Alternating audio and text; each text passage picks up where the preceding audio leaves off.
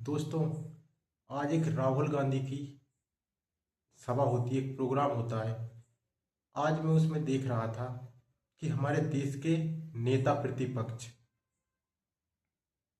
जिनको सरकार से सवाल पूछने चाहिए कि सरकार आईटी सेक्टर में क्या कर रही है, सरकार एजुकेशन में क्या कर रही है, सरकार डिफेंस के लिए क्या कर रही है, सरकार हेल्थ के लिए क्या कर रही है, सरकार साइंस के लिए क्या कर रही है, उसका सरकार बेरोजगारी पर क्या कर रही है, एंटरप्रेन्योरशिप पर क्या कर रही है, सरकार देश के बच्चों के लिए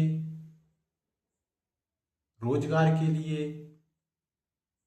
आईटी सेक्टर के लिए और देश के ग्रोह के लिए क्या कर रही है। उन सवालों को छोड़कर, जानते हो राहुल गांधी क्या स्टंट कर रहे हैं कि प्रधानमंत्री मोदी विदेशों में गले कैसे मिलते हैं।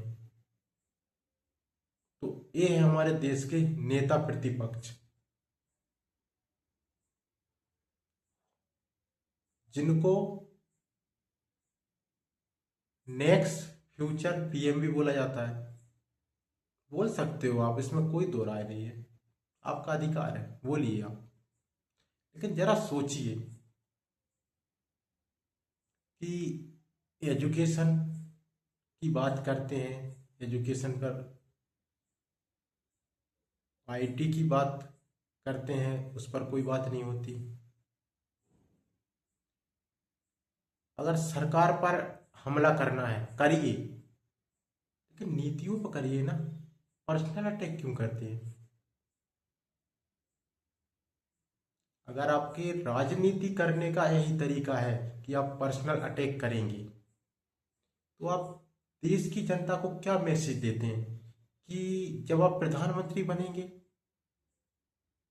तो आप उनको यही करके दिखाएंगे जो स्टंट आज आप प्रोग्राम में कर रहे हैं, तो कल आप संसद में करेंगे ये स्टंट। भाई, देश की जनता आप में अगर भविष्य का प्रधानमंत्री देखती है, तो भविष्य के प्रधानमंत्री के लिए आपने सरकार से ऐसे कौन से सवाल पूछे जो देश हित में थे? भाई, आपने एजुकेशन पर क्या पूछा, आपने आईटी सेक्टर पर क्या पूछा, डिफेंस में क्या पूछा, फाइनेंस में क्या पूछा, आपने हेल्थ पर क्या पूछा?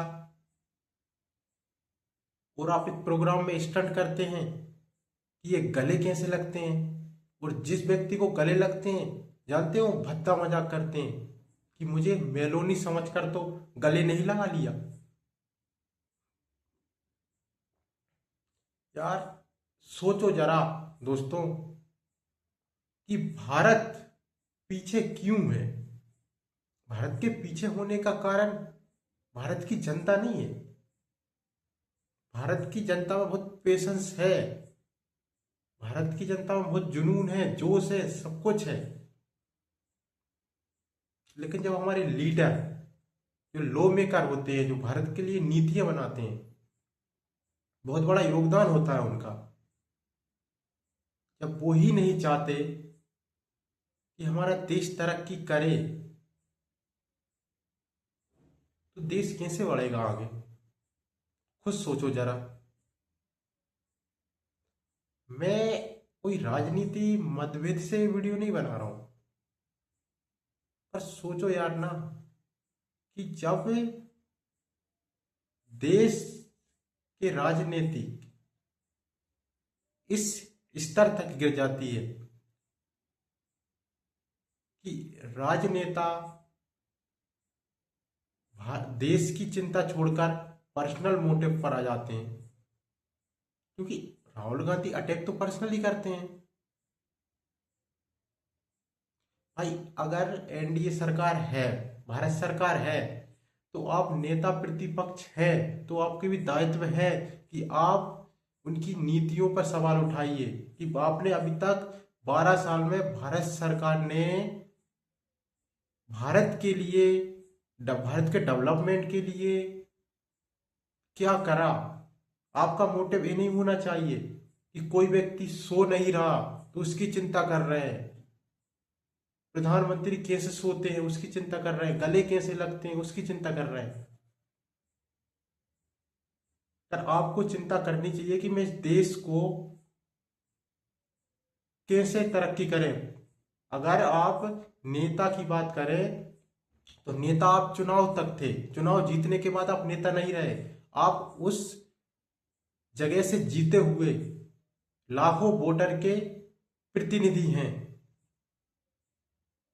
उन्होंने आपको चुनकर भेजा है कि ये मेरे क्षेत्र और मेरे देश के लिए कुछ अच्छा करेगा, और उनको क्या मिल रहा है? कॉमेडी।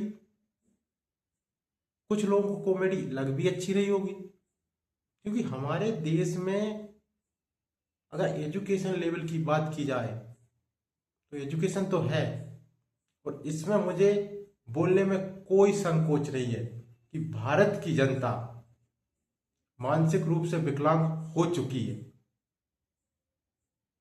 अगर आप जागरूक थे हो तो इन कॉमेडी जैसे स्टंट पर तालियां नहीं बजा रहे होते। आप खुद सरकार और विपक्ष और आपके चुने हुए प्रतिनिधि से आप सवाल करते कि हमने आपको चुनकर भेजा है तो आपने हमारी क्षेत्र के लिए क्या करा। अगर आप मानसिक रूप से विकलांग नहीं हैं तो ये सवाल करते। पर आपको मजा इसलिए आ रहा है कि ये फ्री में मनोरंजन देखने को मिल रहा है। तो ये आज भारत की स्थिति। जानते हैं कि भारत में हर साल सैकड़ों मिलियनर्स, यानी कि करोड़पति अरबपति लोग इंडिया क्विट करते हैं, छोड़कर चले जाते हैं। जानते हो उसका कारण क्या है? उसका कारण है भारत के राजनेता। क्योंकि भारत के राजनेता चाहते ही नहीं है किसी का डेवलपमेंट हो, कोई बच्चा डेवलप करे। अगर कर जाएगा, अवेयरनेस आ जाएगी, तो कैसे राज कर पाएंगे ये लोग? ये आपको तय करना है दोस्तों कि भारत को फिर से आपको वही पुराना भारत बनाना है, या आप वो भारत तैयार करना है आपको जो आज भारतीय का सपना होता है कि ग्लोबल में हमारा डंका बजे।